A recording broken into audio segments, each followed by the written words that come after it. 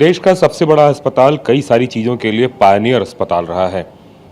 AIIMS में आज एक नए वार्ड का इनॉग्रेशन हो रहा है, वो है रूमेटोलॉजी। क्या है वार्ड, किस तरह की इसमें सुविधाएं मिलेंगी, मरीजों को किस तरह से लाभ होगा, इन सारे मुद्दे पर हमारे साथ बात करने के लिए डॉक्टर उमा कुमार मौजूद हैं। आज देखिए ये जो वार्ड है, इस वार्ड का इनॉग्रेशन हुआ है और इसमें कई सारे बेड्स भी लगाए गए हैं।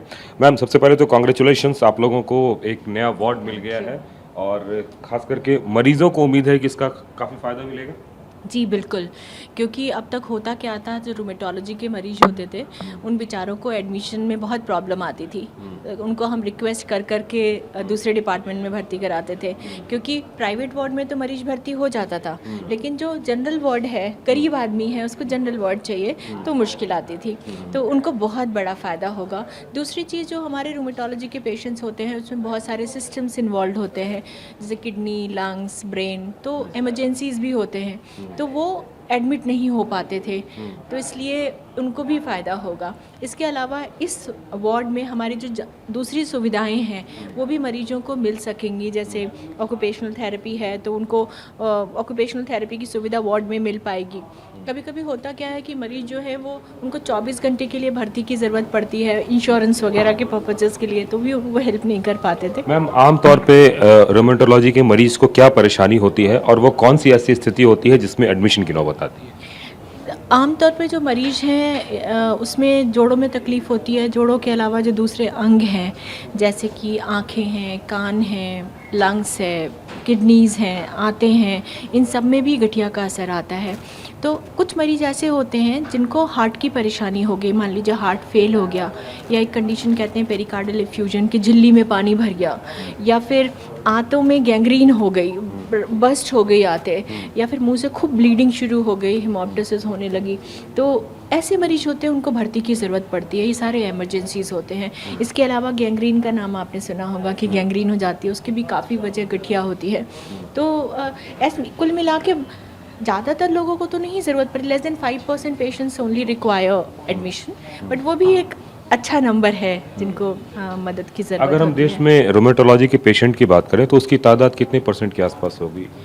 हमारे कंट्रीज़ में एक गुड क्वालिटी एपिडेमियोलॉजिकल स्टडी तो नहीं है जिसकी बेसिस पे हम कह सकें, लेकिन जो डिफरेंट स्टडीज़ अवेलेबल हैं उनके बेसिस पे ये कह सकते हैं कि जो पेनफुल मस्कुलोस्केलेटल कंडीशंस हैं वो कम से कम 32% लोगों को कभी ना कभी होती है।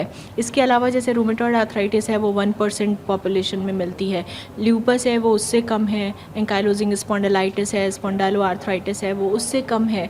तो इनके डिफरेंट प्रिवलेंसेस हैं जो अवेलेबल हैं डेटा के उसमें। मैम, अगर हम बात करें इस बीमारी की तो क्या एज ग्रुप में पहले बताया जाता था कि एक सर्टेन एज ग्रुप के लोगों को होता था, लेकिन अब बता रहे हैं कि यंगस्टर्स में भी इस तरह की चीज़ें देखने को मिल रही है? नहीं, देखिए, गठिया हमेशा से जो सीरियस प्रकार का गठिया होता है, यानी कि इन्फ्लेमेटरी आर्थराइटिस, वो यंग एज में, एडल्ट्स में या एल्डरली पॉपुलेशन है, किसी में भी हो सकता है।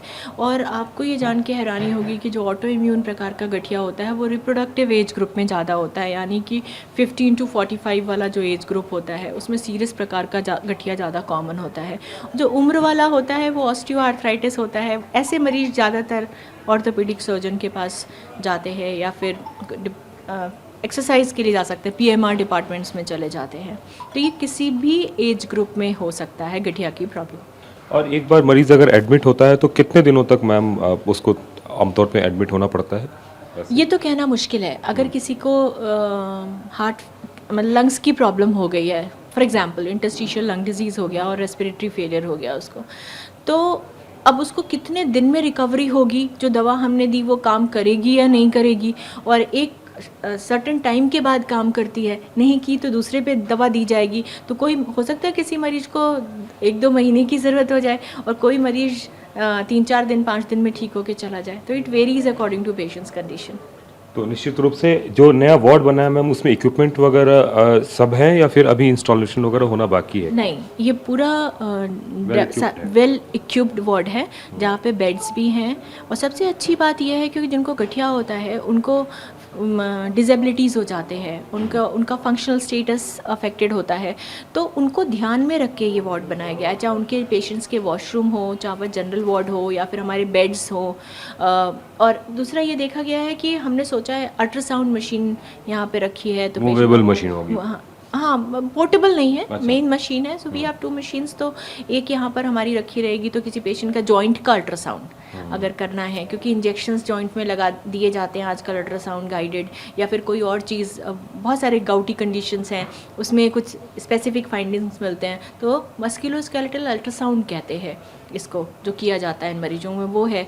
फिर एक लैब की सुविधा भी होगी, जहाँ पर मरीज जैसे कुछ स्पेसिफिक इन्वेस्टिगेशन अगर हमें रात में चाहिए, मरीज भर्ती हुआ और वो देखना है कि ये तो नहीं है दवा देने से पहले, तो वो हम कर सकें, तो उसका भी प्रोविज़न रखा गया है। मतलब तमाम तरह के मॉडर्न इक्विप्ड से ये पूरा का पूरा वार्ड लैस होगा।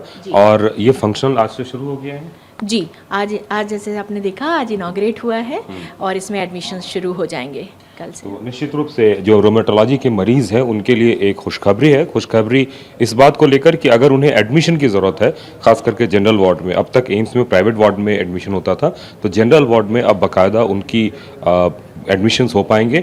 और ख़ास करके गरीब मरीज़ों के लिए ये किसी वरदान से कम नहीं है, क्योंकि एक ऐसी बीमारी है जिसके लिए इलाज की अगर बात करें तो प्राइवेट हॉस्पिटल्स में तो इलाज थे, गवर्नमेंट हॉस्पिटल में इस तरह के वार्ड नहीं थे जिस वार्ड की यहाँ पे ज़रूरत थी, और उसको यहाँ पे पूरा किया गया है। कैमरामैन विजय ममगइन के साथ कुमार कुंदन, TV9 भारतवर्ष, दिल्ली।